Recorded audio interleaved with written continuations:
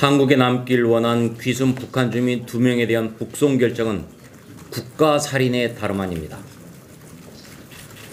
북한 주민도 대한민국으로 온 이상 헌법의 보호를 받아야 하는 우리의 국민입니다. 살인 혐의가 있다면 국내에서 재판을 받게 해서 그 죄의 존부를 가려야 합니다.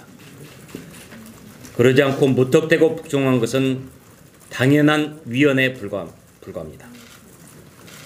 북송 결정은 생명권과도 직결되는 매우 중요한 문제입니다.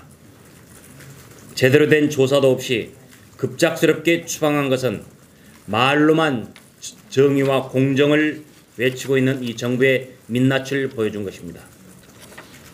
앞으로가 더 문제입니다.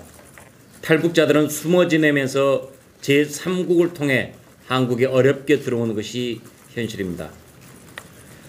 이제 탈북자들은 북송을 두려워한 나머지 갈 곳이 없어질지도 모릅니다.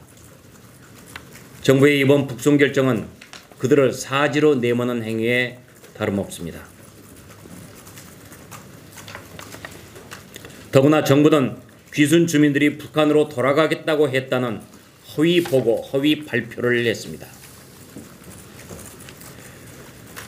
우리 야당은 김현철 장관에 대한 해임 건의안은 물론 국정조사를 비롯한 모든 방법으로 문재인 정권의 야만성을 샅샅이 파헤쳐야 할 것입니다. 또한 국내외 모든 인권단체들과 함께 손잡고 이 문제를 풀어가야 할 것입니다. 문재인 대통령은 지난 11일 무너진 나라를 다시 세워 국가를 정상화했다고 자화자찬했습니다.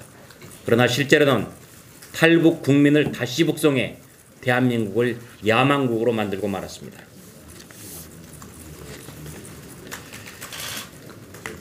대통령이 지난 11일 청와대 수석보좌관에 의해서 대한민국을 정상화했다라고 거짓말을 했습니다.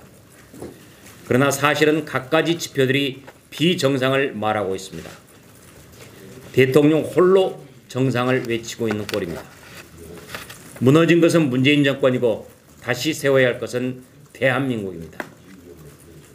홍남기 부총리 역시 소득주도 성장을 옹호하면서 국가 채무 비율 40%가 충분히 감내할 만하다라고 얘기를 했습니다. 그러나 감내할 수 있는지 없는지는 국가가 아니라 정부가 아니라 시장이 판단합니다. 무분별한 재정정책에는 가혹한 대가가 뒤따를 수밖에 없습니다. 문 대통령의 임기가 절반을 지났지만 경제가 살아날 기미는 도통 없습니다. 대통령은 이제라도 궤변을 멈추고 자신의 잘못을 직시하고 경제 살리는 데 모든 것을 거시기 바랍니다. 기회와 과정은 조국스럽고 결과는 문재인스럽다라는 말이 더 이상 들려서는 안 될 것입니다.